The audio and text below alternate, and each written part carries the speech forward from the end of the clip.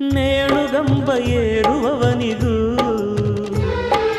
ರಾಷ್ಟ್ರಪತಿಗಳ ಕ್ಷಮೆಯೂ ಇಲ್ಲವೇ? ಶೀಲವೊಂದು ಶುದ್ಧ ಕನ್ನಡಿ, ಒಡೆದು ಹೋದರೆ ಬೆಸುಗೆ ಸಾಧ್ಯವೇ? ಕ್ಷಮೆ ಕೊಡು, ಇಲ್ಲ ಅದು ಶಿಕ್ಷೆ ಕೊಡು, ಇದೇ ಅದು. ಸಾಯಲ್ಲ ಮರೆಯಲ್ಲ ಹಾವು ಕೋಲಿದು.